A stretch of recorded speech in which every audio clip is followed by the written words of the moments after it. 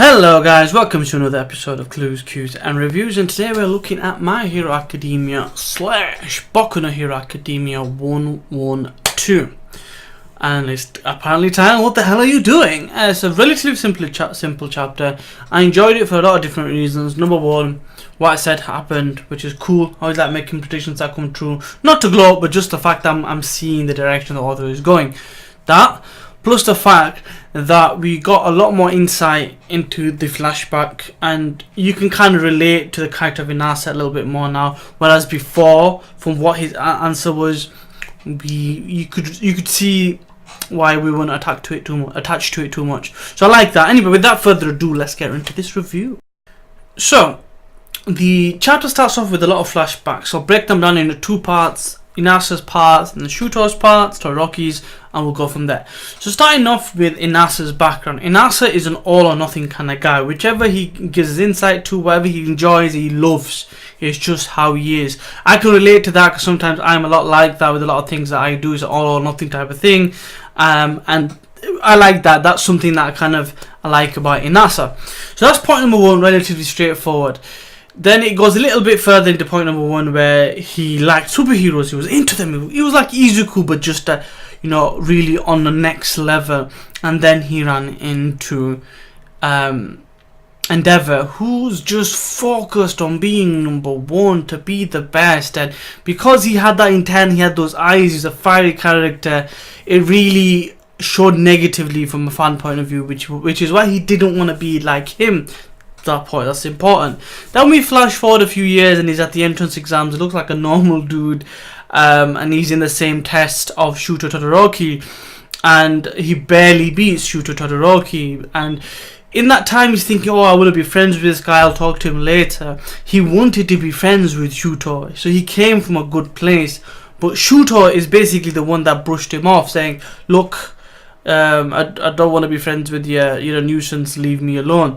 It's important to bear in mind that the Shouto then and the Shouto now is a completely different person, from a personality point of view, from a what drives him point of view. So he's evolving as a person, as a character, and he's growing in high school. That's kind of what happens. So for him to base that judgment on what he used to be like compared to what he is now, because there's that gap, that's our room for improvement, and we will start to see that. But for now, hold that information. We're moving into point number two, which is Shouto's backstory. Now, point number two, I know I say backstory, but it's more of a realization, and it's more of an internal dialogue. Shouto finally figures out who he is, and he goes, I can't believe I did not get who he was. It should have been obvious that I should have known who he is based on his ability, because he, like I said, had a race with him back in the day. And then he was thinking to himself, he goes, look, I was so focused on what I wanted to do, and the whole Endeavor situation, that I can't believe that he kind of blanked him out. So he had tunnel vision, basically, much like his dad in trying to beat All Might. He had his tunnel vision, and that kind of made him abrasive, and a lot of people didn't like that about him, but he's changed. And I guess him realizing that was important, which leads on to point number three, and I segue into what happens next, which isn't really good for them.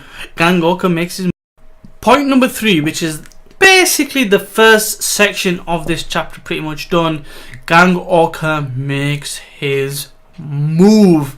He wipes out Inasa, but because of the distance and the ability, kind of gets away, and then he, Shouto's stuck in his place, basically can't do anything. So you let me deal with this guy, and I'll be kicking your ass next. So it's a really bad situation, because it shows you the depth, or the gap, or the chasm between a trainee with talent and a fully fledged veteran hero. There's a big difference, because they've gone through all that development, that experience.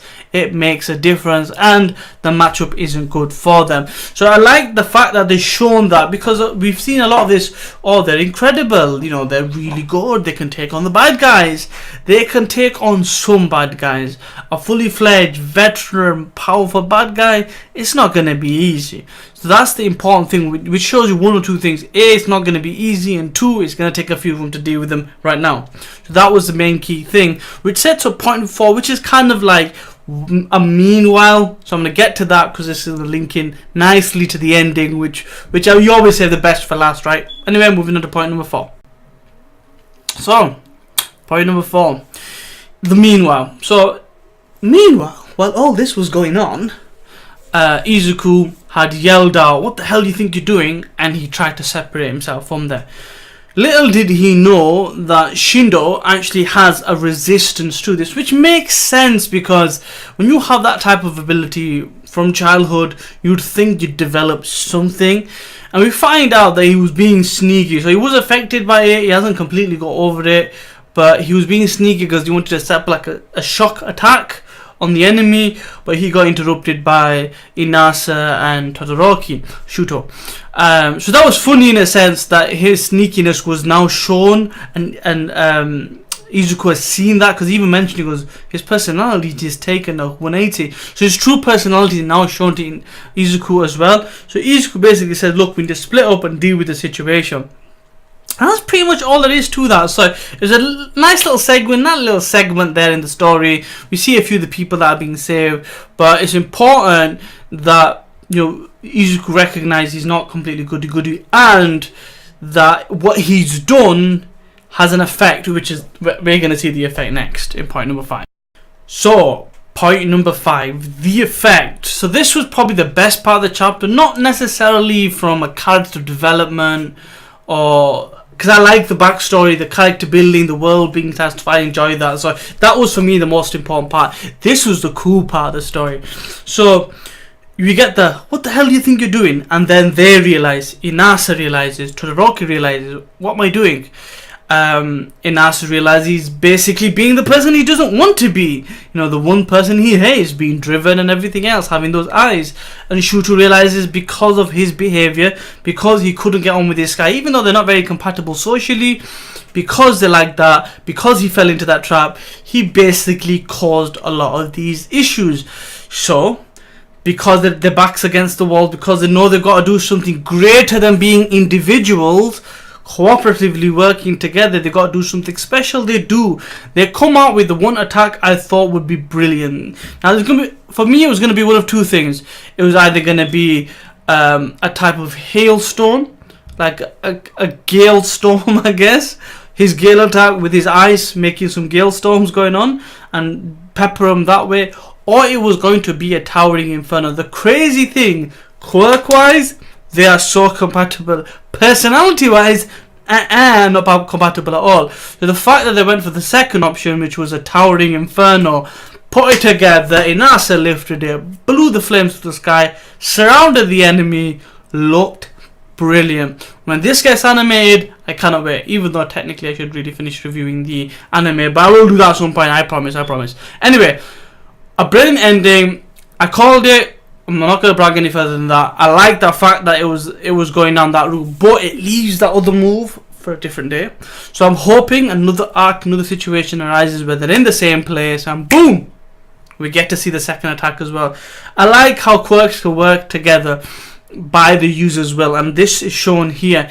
What's probably going to happen is because they've worked together here, because they've been cooperative, and because they defeated the enemy as well, or they've done damage to the enemy, it's probably going to be a situation where they're going to get booster points for this, and that's going to make them go above, because it was mentioned in this chapter that it doesn't look like they were going to pass. So I think this should kind of take them over the finishing line, so to speak.